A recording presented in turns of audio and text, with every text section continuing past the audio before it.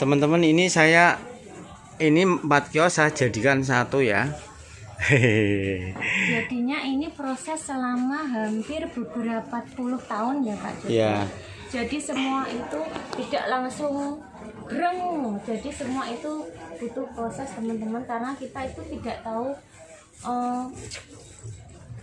tidak tahu suksesnya seseorang itu melalui apa yang mereka Pak Joko yang mereka lewati. Ada perih, ada lelah, ada keringat, ada pokoknya pedih perih lah Pak Joko ya. Jadi buat teman-teman, pokoknya yang penting itu semangat, niat, dan kerja keras. Itu teman-teman. Oh iya, saya tak mau bicara sedikit Mbak Jenot. Mau bicara apa Pak Joko? Saya mau nambahin ya. Ya begitulah ceritanya saya sampai punya toko ini ya, di Pasar Turi. Ini sudah sekitar 18 tahun. Jadi dulu saya punya prinsip saya jualan itu satu, memang saya harus punya pikiran baik sama pembeli. Intinya ojo duwe pikiran elek. Jangan suudon dengan pembeli. Dulu pernah saya dibilang begini sama teman-teman, "Loh Mas Joko, dagang ngamuk mbok ler ngene iki opo kowe ora wedi ilang? Kok ora wedi ilang nek dijipuk ngene? Terus dicuri." Saya bilang begini, dulu saya nggak punya barang sama sekali. Saya dipinjamin orang ya. Jadi seandainya ada niat orang ini mau mencuri atau mengambil barang saya sih ibaratnya Itu terserah mereka. Gitu. Jadi potong Mbak Jenot Tidak ya. apa-apa Pak Joko, namanya disambi dodol, disambi nguli. Ya, jadi saya itu gak ibaratnya dulu kan saya dibilangin temen saya kayak gitu, orang di kilangan kue Mas barang Nek dicolong wong piye? dicolong wong piye, wong barang kok Wong ler ngene iki. Lipstik siji gak ketara gitu ya. Tapi saya punya prinsip, saya dulu nggak punya apa-apa, banyak yang teman-teman nolong saya. Jadi mikirku kayak gini, nek memang namanya orang mencuri ya, ditutupi koyo apa niat nyuri, itu tetap dia memang mencuri. Jadi bukan masalah apa ngono, tapi memang apa ya Mbak? Bukan masalah penataannya.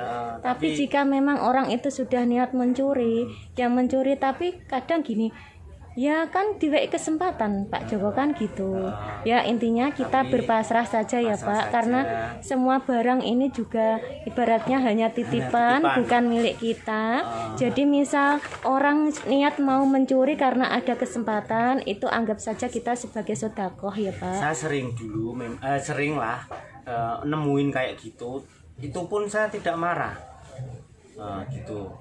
Itu ada kejadian teman-teman, Cenut itu dulu sering sekali melihat misalnya belanja ini terus memasukkan sabun dua, minyak atau sabun gitu, tapi Cenut negurnya gini teman-teman, "Bu ngapunten niku sing jenengan lebetke kula total nggih." Seperti itu teman-teman. Jadi perbuatan yang tidak baik tidak seharusnya dilawan dengan kekerasan ataupun dengan marah ya. Karena apa ya, ngandani kita harus ngamuk tapi dengan caranya pasti kayak gini, "Oh maaf Mbak, saya lupa."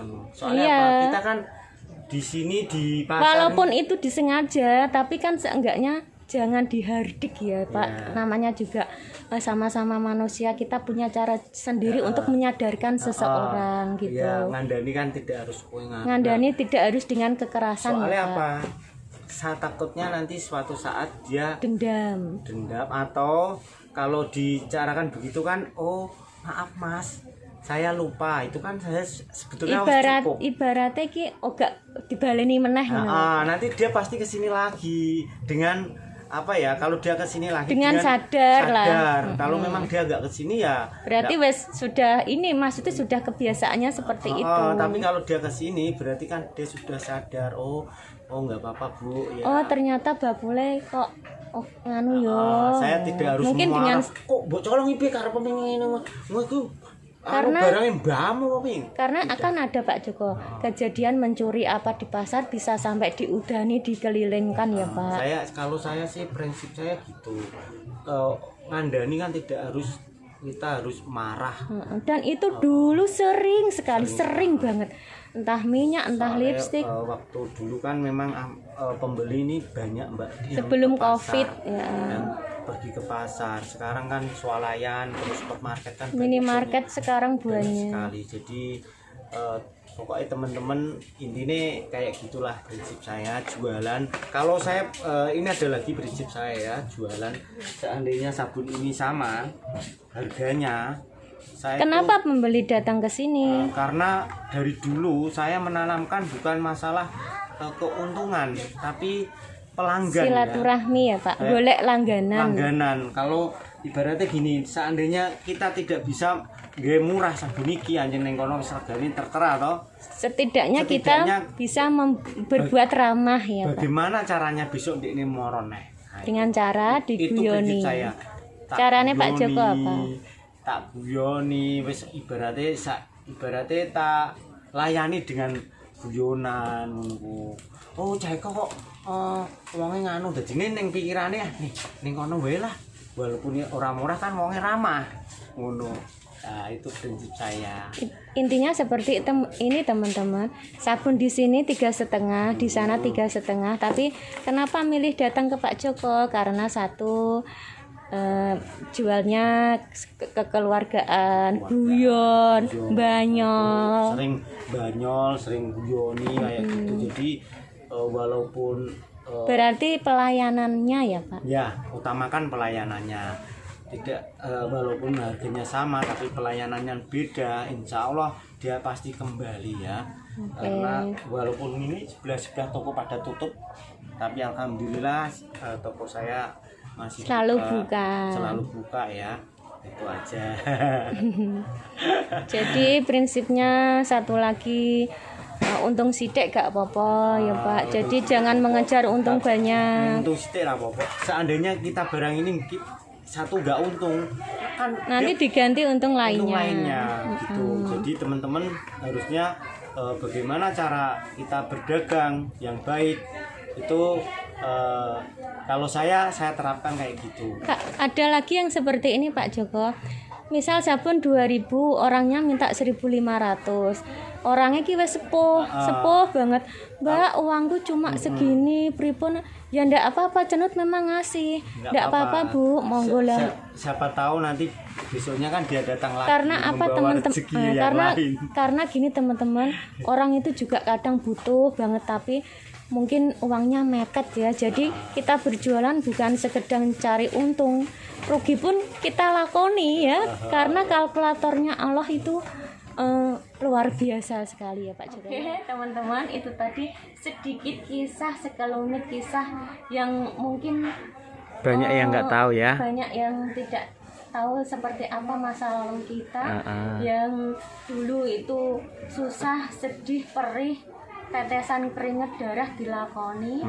Jadi buat teman-teman pokoknya tetap semangat. Ini mohon maaf karena ceritanya disambi kerja, karena kalau ngemenau tidak bisa. Jadi mohon maaf, mungkin ceritanya juga penyampaian kita banyak teman-teman yang kurang paham karena memang seperti inilah bahasa kita. Karena apa ya, ibaratnya karo disambi.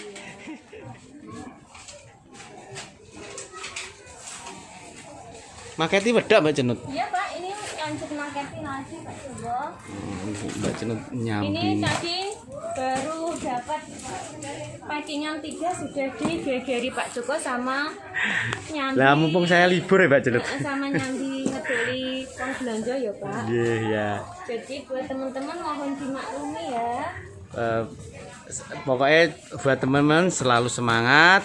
Pokoknya apa ya Mbak Cenut, semangat pokoknya ya. Pokoknya semangat.